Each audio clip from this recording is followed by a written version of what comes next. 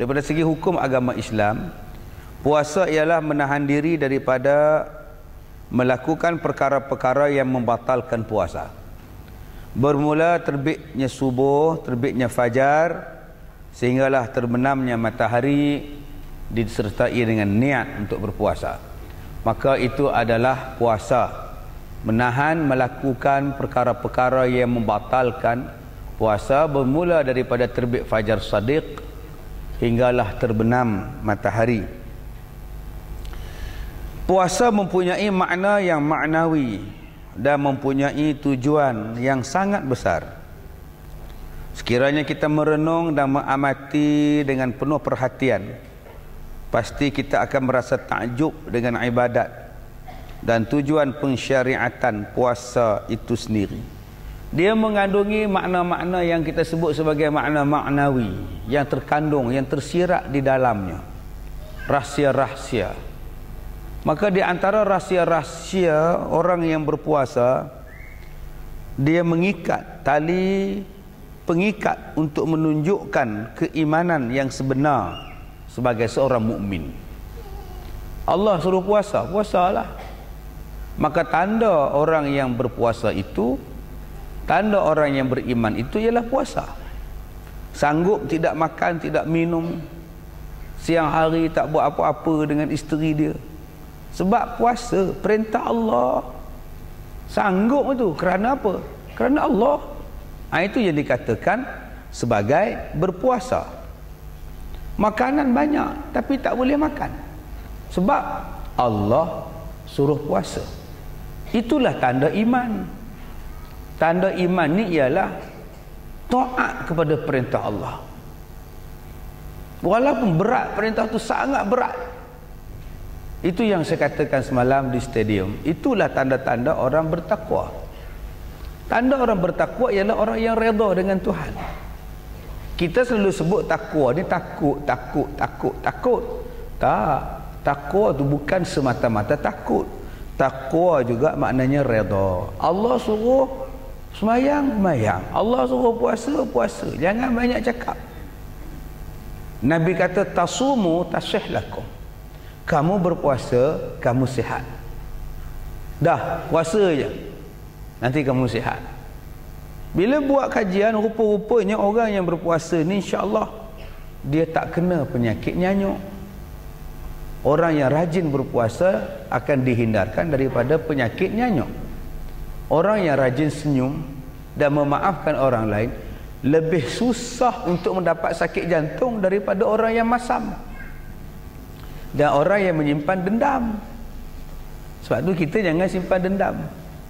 Kita kadang-kadang nak marah pada orang, ya Allah, dendamnya berhari-hari, bertahun-tahun. Cukup 2 tahun confirm jantung. Sekarang menung di rumah, apa tak boleh buat sakit jantung. Sebab tu jangan kita simpan-simpan. Kalau nak marah pun marah sekali je, buangkan kemarahan tu, jangan duk simpan-simpan. Kalau kena marah pun jangan simpanlah hati, maafkanlah. Ya, ambil lagu DJ Dave, maafkanlah kan, maafkanlah duhai jelita hatiku. Tu DJ Dave tu, janganlah kau bersedih, maafkanlah. Tu. Jadi tak kenalah jantung kita. Ini simpan dendam tak elok. Baik, jadi puasa ini mengikatkan tali keimanan, yakin pada Allah. Yang keduanya, puasa dapat mendidik manusia untuk menyediakan diri dengan bekalan hari akhirat. Kita mula berpuasa 5.45 dah puasa dah. Maka kita nak buka nanti pukul 7.25. Kita buat persiapan jam 5 petang, 4 petang. Udah turun ke dapur. Dah turun ke dapur, keluarkan ikan, potong sayur, potong bawang, potong semua. Nak makan nanti 7.25.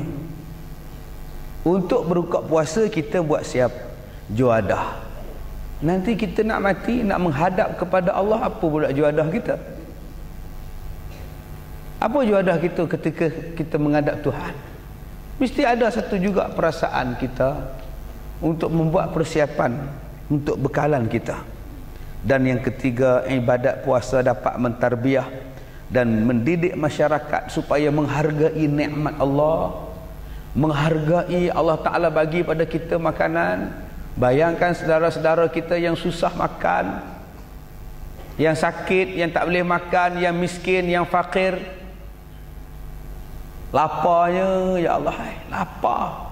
Ada orang yang mati dalam kaya, mati dalam kaya tuan-tuan, terlalu kedekut, tak makan, akhirnya datang penyakit. Allah bagi duit pada kita, pakai. Allah bagi duit pada kita, makanlah, jangan makan duit. Ini tidak disimpan. Bila mati, siapa yang rasa? Belum tentu kita rasa. Akak-akak ada baju pakai, nanti mati kita, orang lain yang pakai. Baik pakai, sekali datang ke kuliah 4 helai baju. Puas hati ustaz, senang ustaz. Nanti kalau saya mati, suami saya kahwin lain, saya dah pakai dah baju-baju saya ustaz.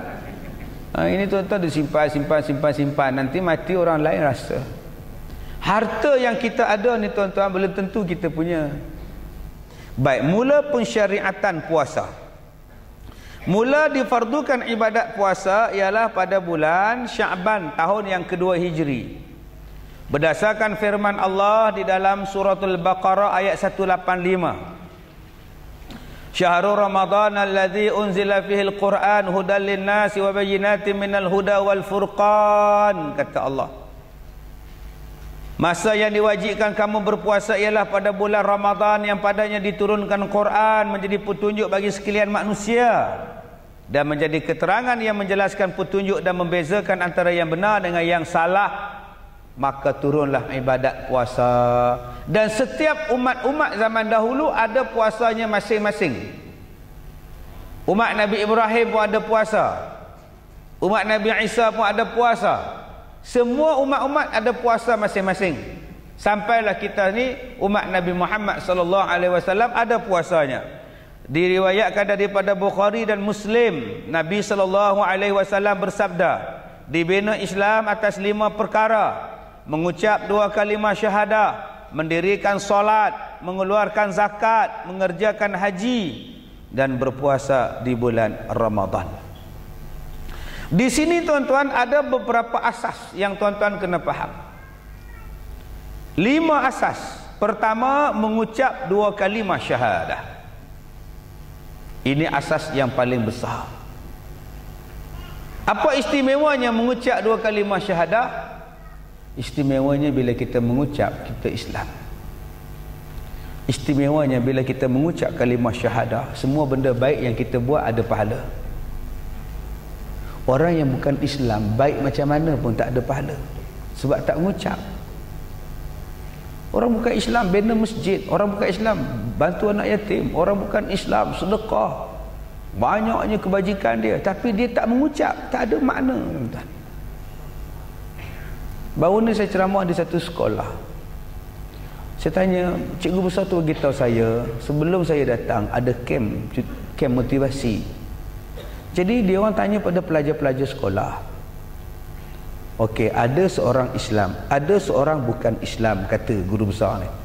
Okey pelajar-pelajar, cikgu nak tanya ya, ada seorang bukan Islam, dia ni sangat baik, rajin menderma, rajin tolong orang tua, rajin nolong orang miskin, rajin buat masjid, tetapi dia tidak Islam. Kalau dia mati, adakah dia masuk syurga? Ramai-ramai menjawab, ya. Astaghfirullahalazim, tuan-tuan. Ini keadaan anak-anak muda zaman sekarang.